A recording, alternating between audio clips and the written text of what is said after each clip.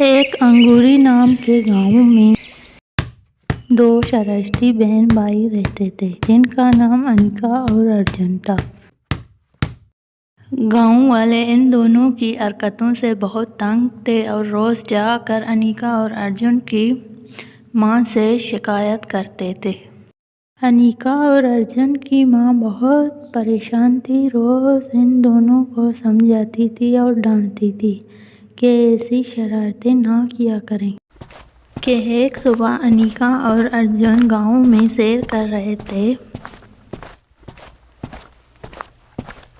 कि अचानक अर्जुन की नज़र एक चमकती हुई किताब पर पड़ा। अनिका अनिका वो देखो क्या चीज़ है। रुको रुको अर्जुन, मैं भी आती हूँ। अनिका इस किताब को ले जाकर दादी के पास चलते हैं, वो हमें मजे मजे की कहानियाँ सुनाएगी। चलो अर्जुन जल्दी चलो। अर्जुन और अनिका चमकती हुई किताब को उठाकर दादी के पास चले जाते हैं।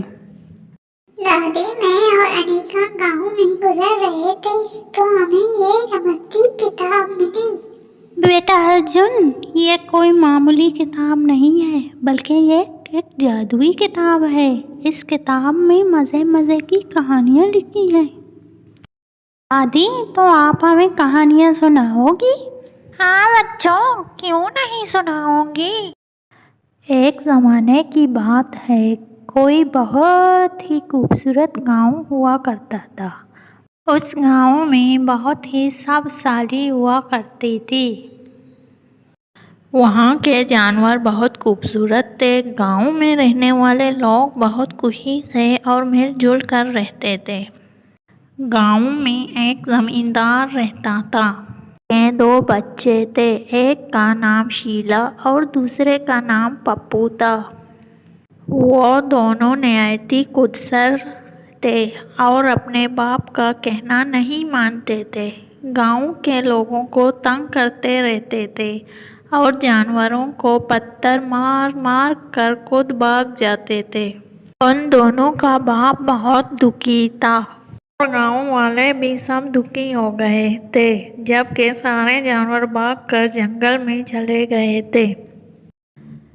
गांव में कई महीनों बारिश ना होने की वजह से गांव में से सब्जी चली गई थी। दादी, इस गांव में ये सब कुछ किस वजह से हुआ? बेटा, शीला और पप्पू ने सबको बहुत दुखी किया और जानवरों को मारा, इसलिए वो गांव बर्बाद हो गया। दादी, अगर हम भी लोगों को तंग करेंगे तो हमारे साथ भी ऐसा होगा। जी हाँ बच्चों, हमें चाहिए कि हम सब के साथ अच्छे से रहें और अपने माँ बाप का कहना मान लें। दादी, आज के बाद से मैं भी अपनी माँ का कहना मानूंगी और गांव वालों को तंग नहीं करूंगी।